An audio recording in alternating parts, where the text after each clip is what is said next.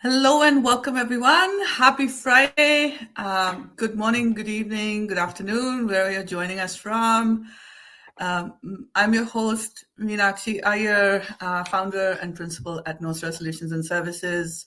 We're a boutique people development consultancy serving clients worldwide. And with me here, my collaborator, my mentor coach, Priya Ramesh. Priya, would you like to quickly introduce yourself as well? Yes. Hello, Meenakshi, and hello to everyone who's watching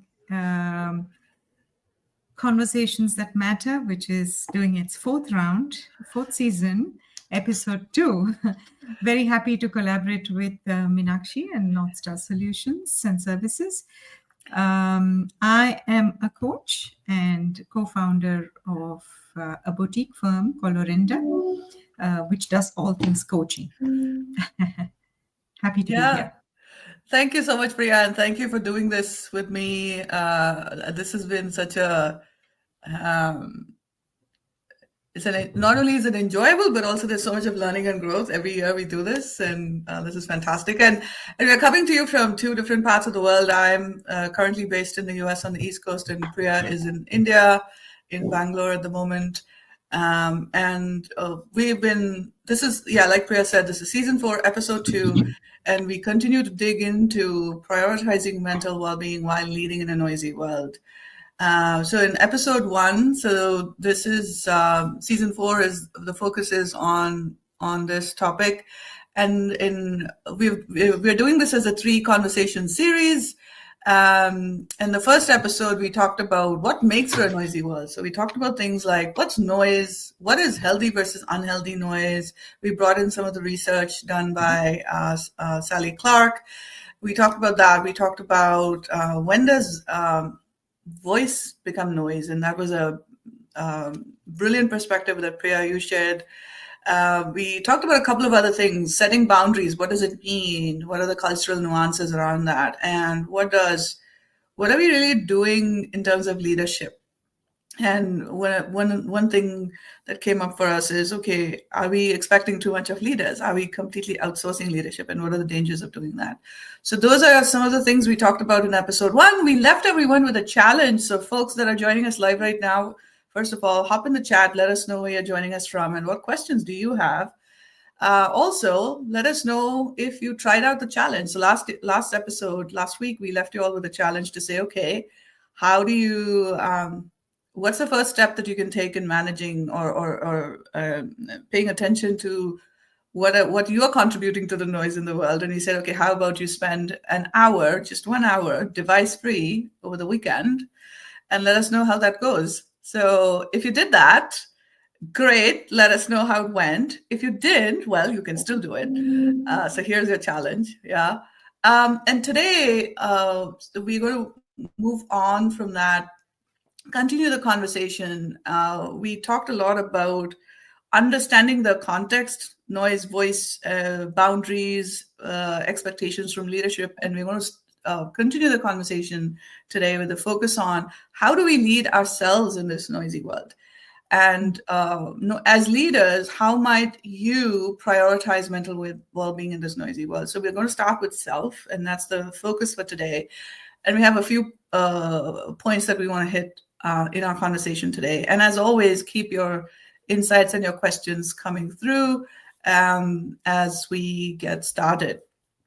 So, Priya, I know one of the things we talked about in the green room and in preparation for today is you talked about a lot of your clients in your executive coaching practice. One challenge that they do they do bring up is how to build visibility in this sort of crowded workspace, if you will. And you very beautifully tied that to noise as well. So I wanted to kick that off with you, asking you about to elaborate a little bit more on that, and your reflections, and also what you've gleaned from your conversations. Yeah. Thank you, Meenakshi. And I think that's a beautiful segue into how noise really shows up at workplaces, right? And the number of clients that I have been working with in the past 2 or 3 years, in the 2 or 3 years, the theme has been on building executive presence and being visible. Now, to me, that really is an ask to stand out from the noise that is around. One is about you developing your own skills of being, the gravitas that you bring to the table. But that's always in relation to the noise that is around. Noise and voice. And I'm saying healthy voice, healthy noise, unhealthy voice, unhealthy noise, right? Whichever way you look at it. So, what I'm seeing is a great impetus or push to stand out, to be seen, to be heard, to make your mark. And in this increasing clutter and noise, that becomes extremely difficult. And creating that visibility for what you stand for. So, some of the clients that I work with always talked about, okay, so it means I have to speak louder. So the question to me is speaking louder way of being visible? What about the introverts? What about the quieter ones? How can you still be visible without being loud? And I think there is a little bit, I want to tie it up with what is being accepted, what is being tolerated, that grows. Right? So I find when I look at the ecosystem in which these leaders work, it is those who speak louder and over others that get heard. Now, as a leader, if I'm able to tolerate and I tolerate and accept noise over voice, then what's the message I'm giving? So everybody needs to be loud and noisy. And this is where it was an interesting journey in looking at how we navigate this space. How can you still find your voice without having to create noise? And how can you, as a leader, what is it that you are tolerating, accepting, allowing in those meetings that supports this? And when I say this, Meenakshi, I'm also curious to know what thoughts do this paradigm bring up for you? Yes, I'm so glad you brought this up. The perspective I want to share in this context, Priya, is also as that of a woman in the workplace, and as a woman in tech. In male-dominated workspaces, work environments, it's so much harder for women to be noticed, be heard, be listened to, and actually show up as a leader. I've worked with, I focus on the middle managers, women in tech, and then folks like myself who use English primary for work. And so, and as an Indian living in the US, and speaking English the way I do, with a different accent to from here, so those elements or those layers of your identity also play up in this context. So that's what I was thinking about, like when you talked about, okay, what about people who are quieter? What about people who are introverts? So to me, these other personal aspects of personal identity also play out. So in my case, like being a woman, being a foreigner, using English only, it's not my social language. I use it only for work. And so when folks like myself who bring this sort of intersectional identity that's part of who they are, that also makes this whole question a little bit more complex. Because you have to try as much harder to be seen and heard and noticed and actually considered for opportunities. See, at the end of the day, and to me, why are we talking about visibility? Because you want to be able to land those opportunities that match up with your skills, or are Mm, sort of like a challenge for you, so that you have a bit of a runway to work towards, right? So at mm, the end of the day, it's about being able to do to be able to expand your skill set, and to be able to lead people and change through these new circumstances. And so the challenge I find is this, it, as a going back to the context of being a woman in the workplace, I noticed that um, it, even other women are sometimes not as forgiving or as considerate mm, when you want to share your voice and you want to be heard at a table. That's mm, one. The other is the how we judge each other when we are trying to add our voice in a meaningful way. mm, And also the self beliefs that we have to sort of limiting beliefs that we have to sort of overcome to even get to that point where we feel comfortable and confident to share our voice. So mm, those were some of the pieces that were coming up for me as I was listening to you. mm. And it sort of brings up something else for me, which is to say, how can I, if I'm a leader, how can I ensure that voices are heard? What can I do to make space for voices to be heard? What can I, as part of a team, what can I do? How do I lead myself so that my voice is heard Mm, above the noise? Right? And for me, one of the things that I would like to offer and invite maybe you and others listening in to consider is, are we clear about what we are speaking and mm, why?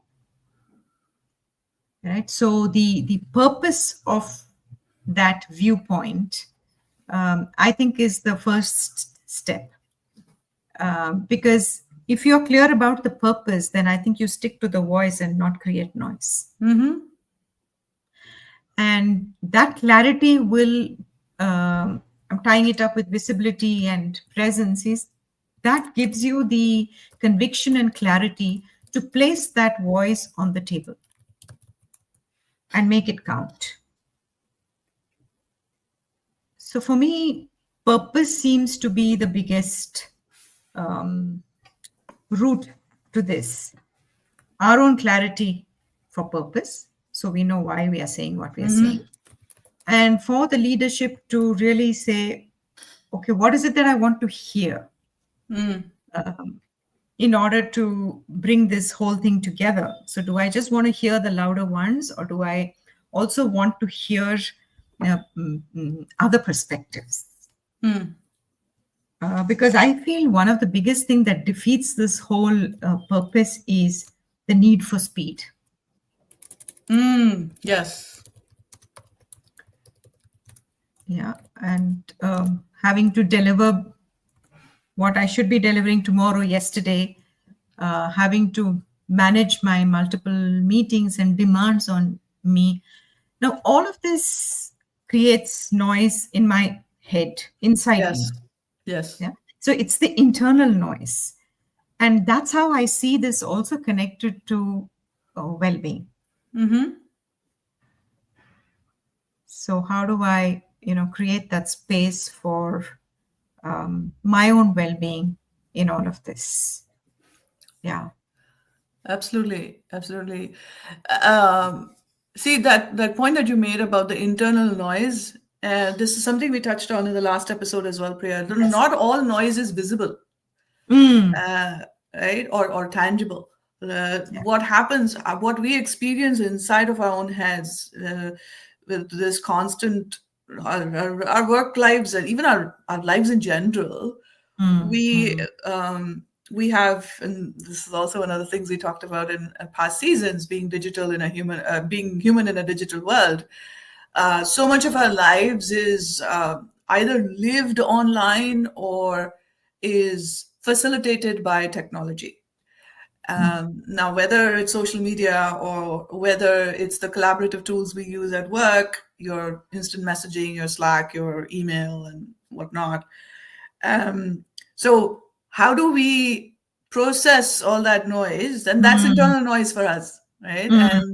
And if we don't take the time to process that and make some decisions to say, okay, this is what I'm going to respond to. This I can let go.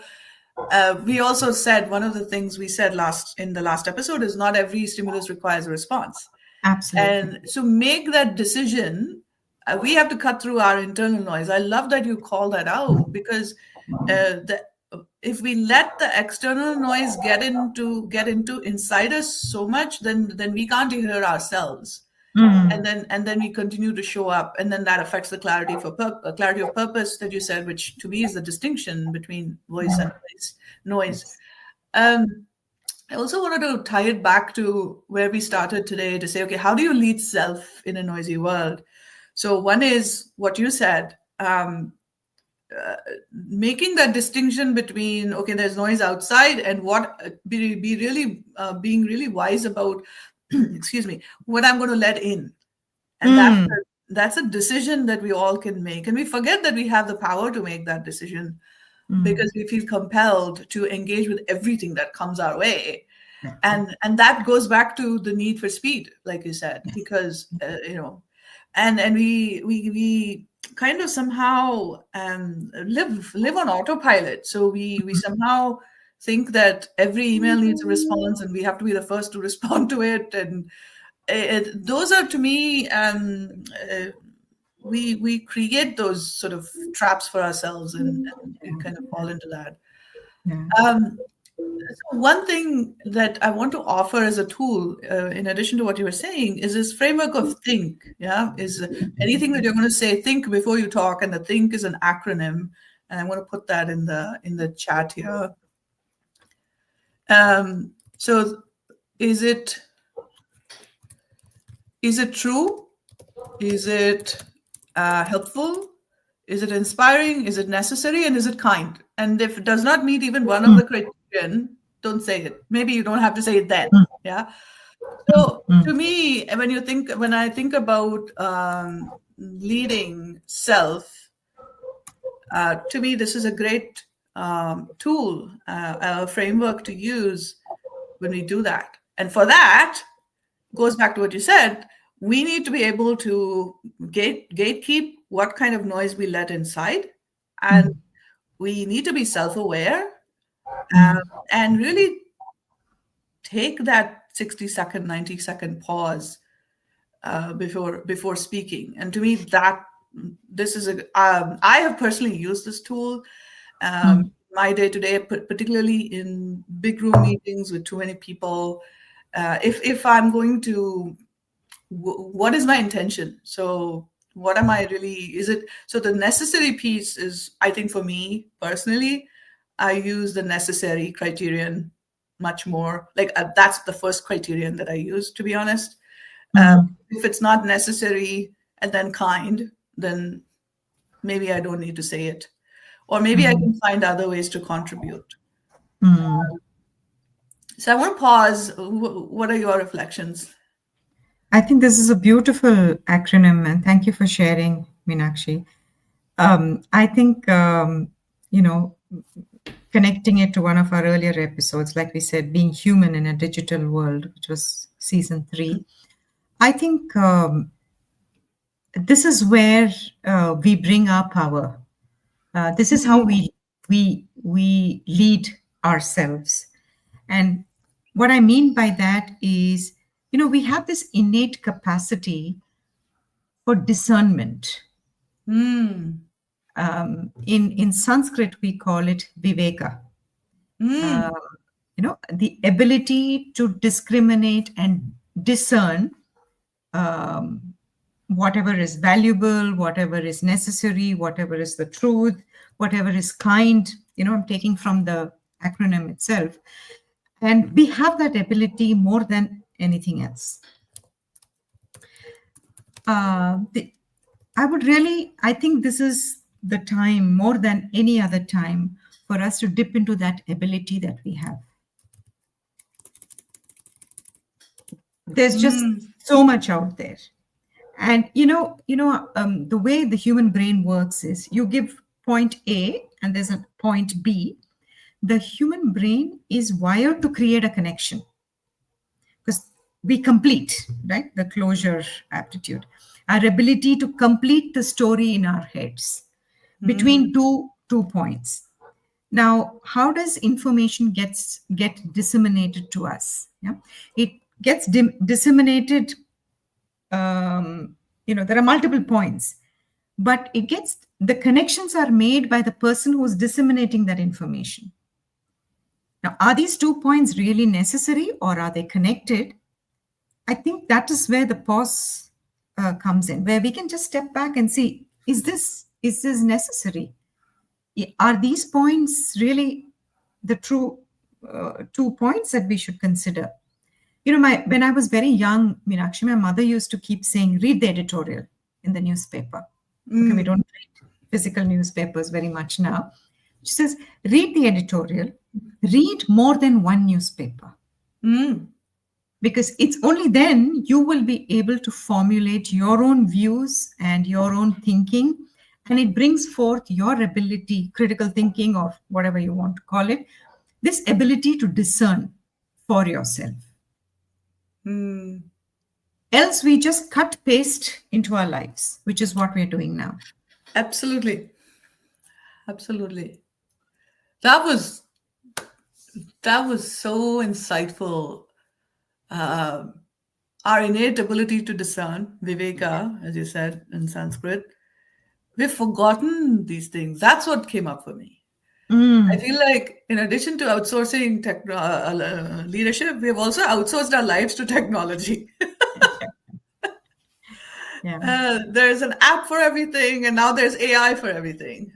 And I often have this debate of, okay, give me one evidence from modern history or modern times where humankind has actually done something good with all the time we've saved. Like, give me one data point that shows us that we saved all this time and yay, we made this better. So until then, I'm going to wait it out, even if I'm the only one on my little island. I'm okay with that. But to the point you made about being, our ability to be discerning, and if you're not aware of it, and the piece around how our human brain is wired to make those connections, connect the dots. Yeah. What came up for me, Priya, is, and I'm very mindful of this, but I'm guilty of it at the same time, is when I'm reading an email, and let's say it's not a particularly pleasant one, then I'm adding a tone of voice to it that I am generating. Yes, because I already am a little ticked off with the content, and so I generate a tone, and the tone comes from me. And when you said that, like we have this thing where our brain, we have point A, point B, and we go from point A to point B because that we have this need to complete the picture. It just struck me that when I'm doing that, I'm really completing the picture in my own words. And then I built this whole story about how this other person is and blah, blah, and they're out to get me. And I lack the courage to actually either pick up the phone or set up a call, or if they're, meet in person or whatever, to say, hey, this is what I'm experiencing about this conversation that we're having. Can we talk about it? I'm doing that much more lately. But I remember, 6, 7, even 10 years ago, now when I look back, I know how much of emotional labor I've put into maintaining communications at work, because I am, and this is true, we read, especially when we read emails, we read it in our voice, in our tone of voice. Yes. And that's how intent gets lost. And then we create more noise, because now it's like, how can so-and-so say this to me? And I've got to respond to it. And we would have this sort of email tennis match, if you will. And we still do. Now we may do it over instant messaging over a Slack message or a Teams message. But we still do Mm. it. And to me, that's another way we are creating noise and Nice. adding to the noise, right? For ourselves Yeah. primarily, and then Mm. to that conversation. And maybe imagine if you were doing this in a group email with Mm. 5, 10 people on it, and the Mm. number of dyadic threads that it creates. That's what came up for me when you shared about the our innate ability to discern.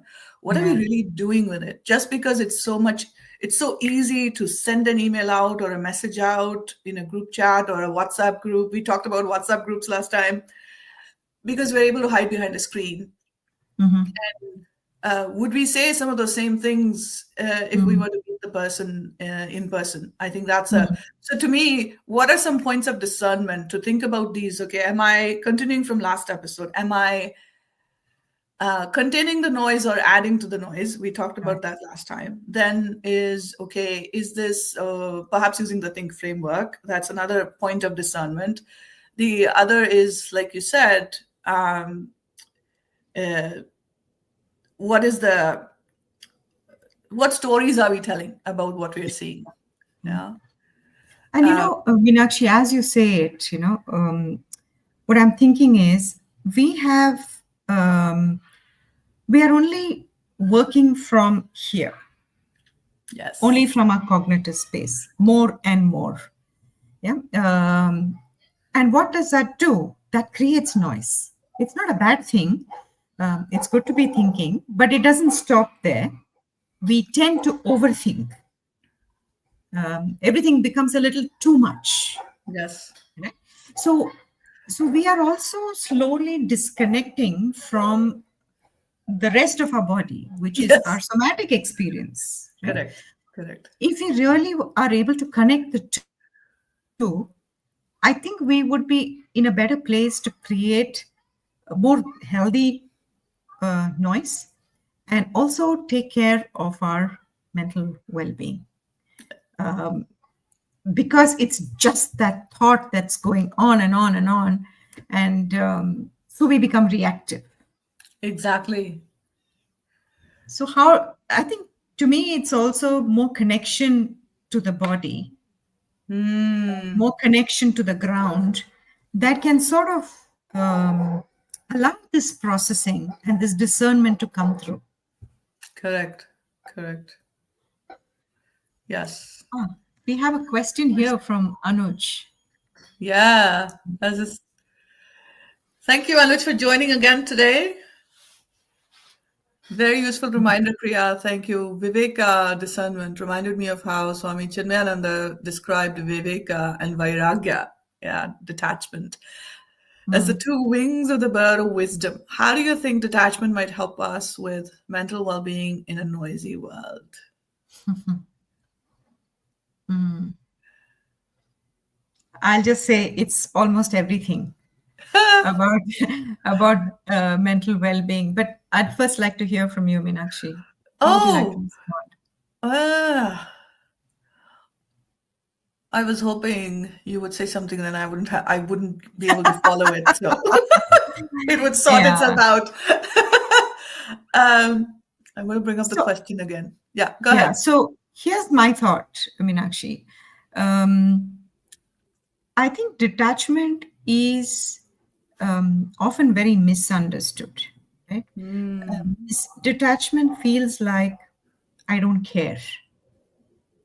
Um, I think detachment for me personally is really to set that boundary on what's mm, important for me and detachment from having to react to everything, but respond.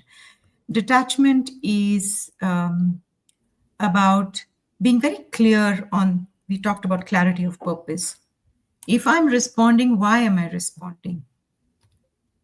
Detachment is from holding on too tight to one's own thoughts and having to, being compelled to have everybody align with it. Because that leads to attachment, right? So if we yes. can create more spaces if we can create more openness, I think for me that is detachment. And that space is where we process, that space is where we prioritize our own selves, that space is where we get time to respond. And naturally, that leads to a better state of mind, if I may say. Absolutely. Absolutely. Yeah. Um, Race. that was very powerful. It made me think of this visual. I don't have it handy at the moment. Uh, it's it's circulating online. It's a bunch of matchsticks, Mm-hmm. and the top of it, the heads are all on fire. And there's Yeah. one matchstick that's positioned slightly below. So Mm-hmm. that's the only one that's not burning. That's the visual. Mm-hmm. And I think if I remember correctly, the caption for that was the power of stepping away or something like that. Mm-hmm. So everything is on fire, and now you choose to step away from that. Mm-hmm. So when you describe detachment and when you give examples of that, that's the visual that came to me.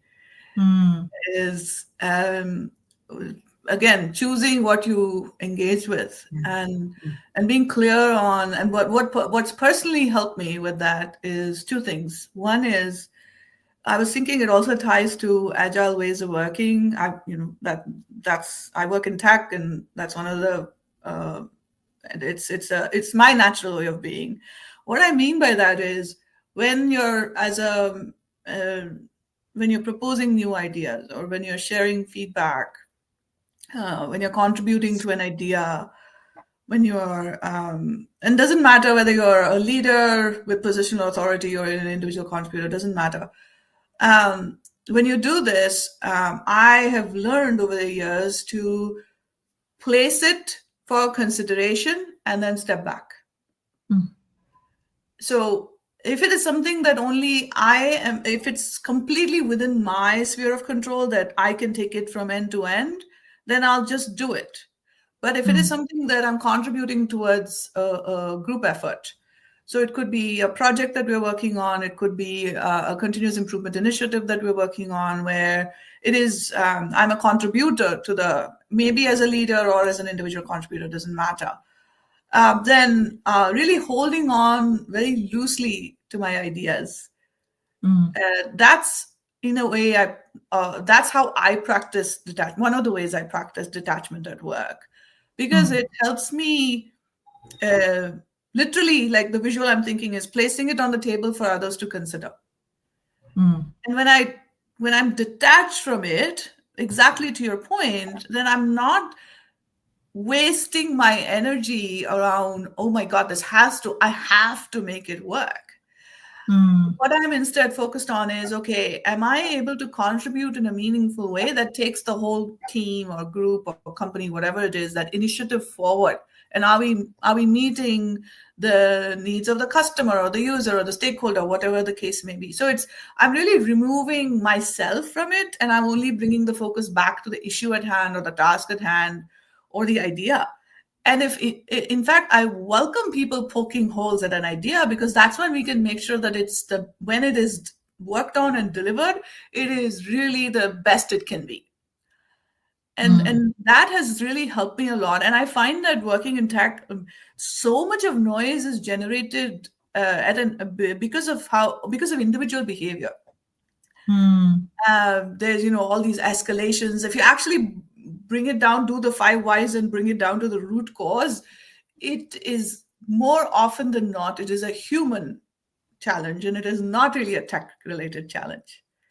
That's what I've seen. And so to me, detachment really one of the ways in which I practice that. And since we are talking about, okay, what is it that we can do? How can we lead self in a noisy world? To me, it's really about what is my end goal here? So even if it is, let's say, oh, I want to create visibility for myself because I'm being strategic about which projects I'm taking on, for example.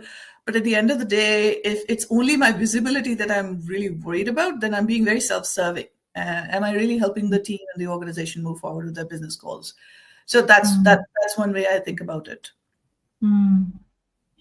No, there's an interesting development in organizations where they've some of them have created spaces for people to have conversations. Um, Initiatives such as just building listening circles, Yes. right, where you can just meet once a week and just share Yes.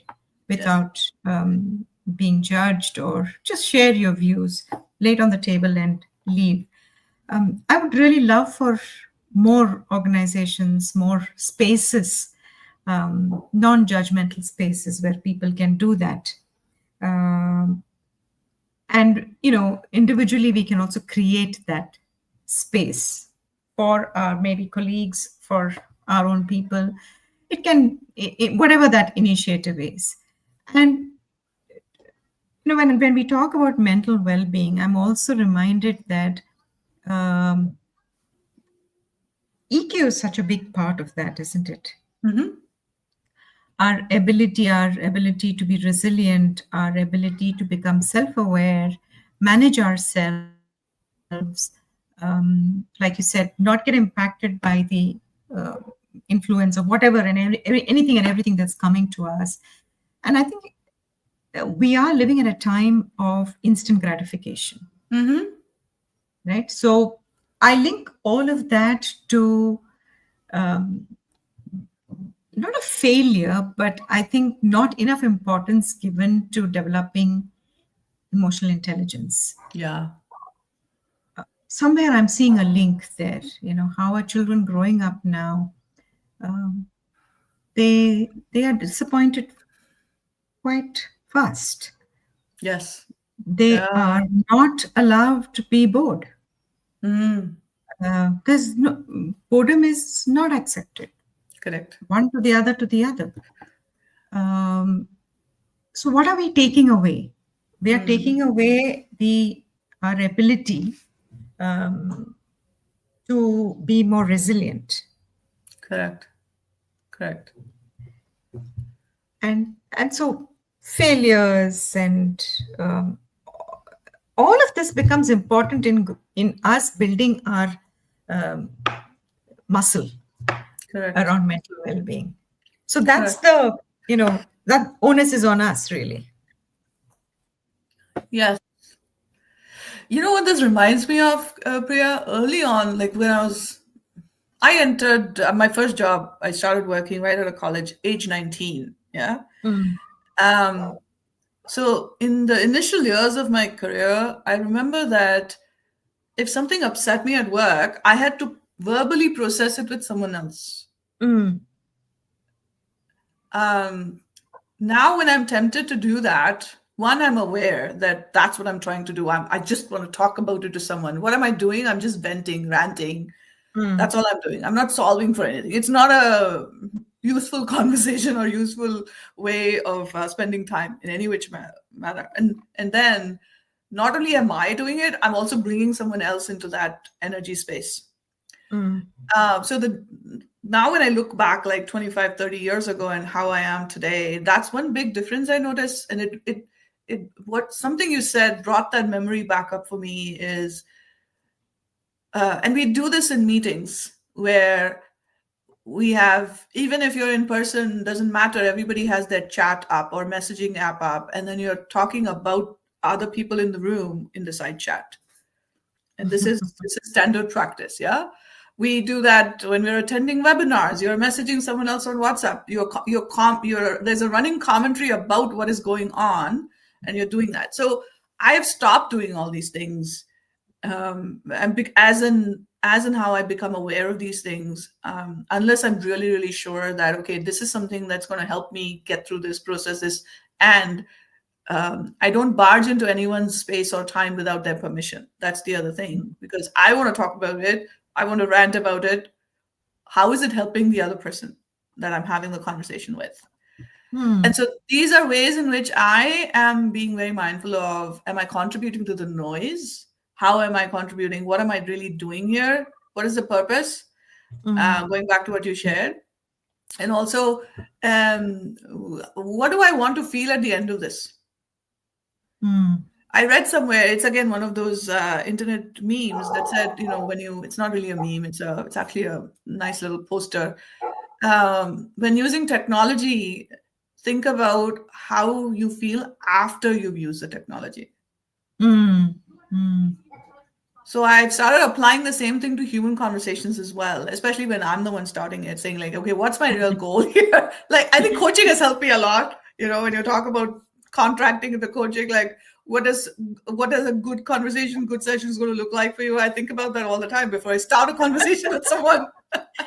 My daughter does this. She'll say, "Mom, I want to talk, Uh, but I don't want you to say anything. I'm just venting here." So she's, contracted very she's not. clearly what my role is, what her intent is, and so I'm good. Yes, Yeah, yes, I know that I don't have to find solutions for her or direct her or guide her. No, I'm just listening, and she finds her answers. yeah. And just before this call, Meenakshi, I was talking to somebody just 15 minutes before this call, and I'm right now as I'm thinking about it, this person was somebody very close to me, was sort of in their own space, head space, and they were just uh, ranting because that was that person's experience in the last 2 days, and she just wanted to say it. And for a second, I got into the trap of offering something and sort of taking that burden onto me and making Yeah. her noise mine, Yes. and just got myself about 2 to 3 minutes into the conversation. I said, no, no, no, this is not my noise, this is her noise. Yeah. So even though we have not contracted what our roles are, but I think I was able to detach myself from that conversation. So today I'm present in front of you, having a meaningful conversation without noise in my head. Yeah. Yes, yes, that's such a beautiful example, Priya. And see, this is the thing, right? To me, we make leadership out to be this big thing. We put it on a pedestal, and then we ourselves make it feel like it's out of reach for us. And Mm, then the whole world talks to us like leadership is like this thing that you got to get your PhD in to operate, and it's really not. It's in these everyday actions that is attainable and accessible to each of us in mm, how we show up. mm, I'm so glad you shared that example. And when you said about your daughter, this is how my husband and so we talk shop all day long. We met at work, so we talk shop all day long. And ever since I've got started coach training, which is 5 years ago now, uh, he was my first client. So we a lot of my practice coaching hours were with him. And then we got to a point where, and since both of us mostly work remotely and, hybrid work situations, um, we have the opportunity to barge into each other's days while at work if we both are working from home. And we've gotten to a point, it's two things I want to say here. One is, uh, if my husband barges in and starts talking something about work, then I say, okay, what do you want? Do you want a conversation or a coaching conversation? And he knows the difference. And sometimes he'll mm, start something by saying, I just need you to listen. I do not need you to be the coach. That's one. The other thing is, he actually kind of surprised me day before. I was in the, we were both in a common space in the house. We have separate home offices, and I was reading the paper, and he said, do you have a minute? I'd like to have and he never does that, or rarely does that, let me say. And he said, then he stopped to reflect, and he said, we have this tendency to just barge into each other's space. spaces and just starting a conversation. So I wanted to make sure that I was like, really? You were saying this? I said, I never do that. Anyway, the point is, none of this can happen if we are not aware, and it all goes Yeah. back to self-awareness. It goes back to, what are we conscious, or are we on autopilot throughout the Mm, day?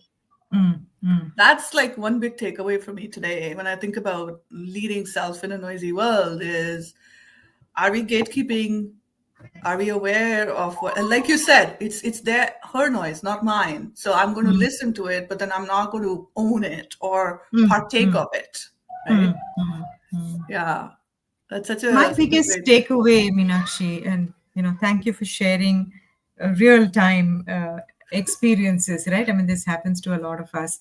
I think what I'm becoming very conscious of as we speak today is, back to what we said. Mental well-being starts with setting boundaries, and Hmm. this may not be something that we are explicitly stating, but sometimes it's telling ourselves what role are we playing here, what are the boundaries I'm setting. And I think I'm also becoming aware that a lot of noise we create for ourselves. Yes. And it's possible, if we examine it and observe it, for us to keep ourselves grounded, Yes. uh, and take care of our well-being as well. Absolutely. Absolutely. Um, Thank you for starting to wrap us out. I can't believe it's already 45 minutes in the conversation. So, Gabriella, good morning. Thank you for joining us. We are just about to start wrapping up, and it's the replay will be available both on LinkedIn and on YouTube. As we begin to wrap up, one, thank you everyone who joined us live today, and to those who will catch the replay. Priya and I have been talking about prioritizing mental well-being while leading in a noisy world. This was episode 2 of this three-part conversation. The third and final episode will come back together, same place, same time, next week, next Friday, October 17th, 8 a.m. New York time, 5:30 p.m. India time, where we'll continue the conversation. So today, what we talked about was how to lead self in a noisy world, and as leaders, how might we prioritize mental well-being in this noisy world? And a few things we talked about are really gatekeeping the noise and being.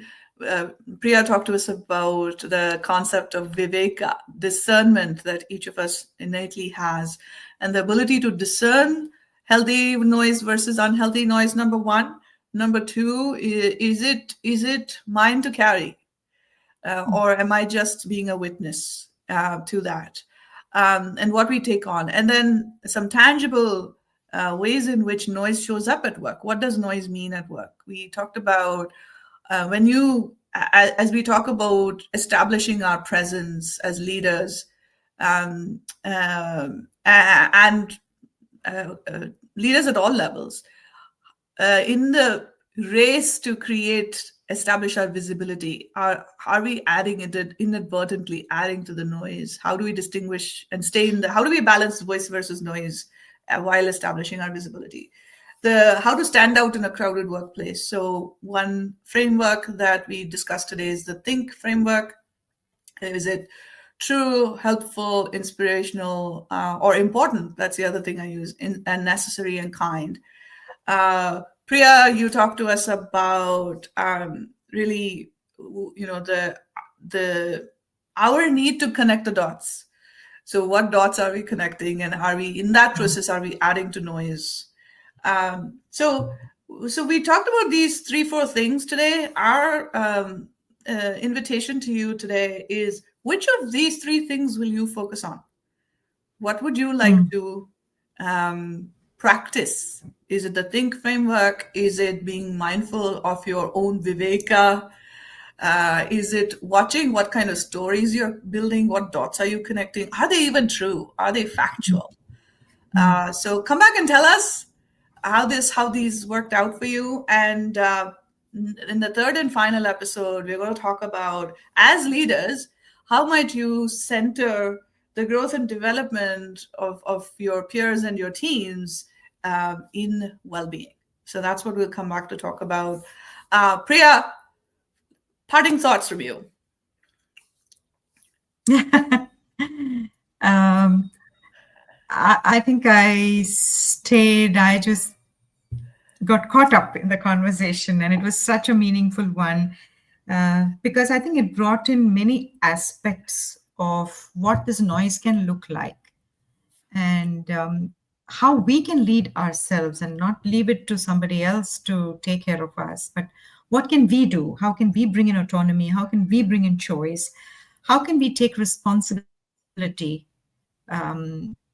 to the noise we create, the responsibility for your voice being heard, and how and where, and what really drives you to prioritize your own well-being, mental well-being.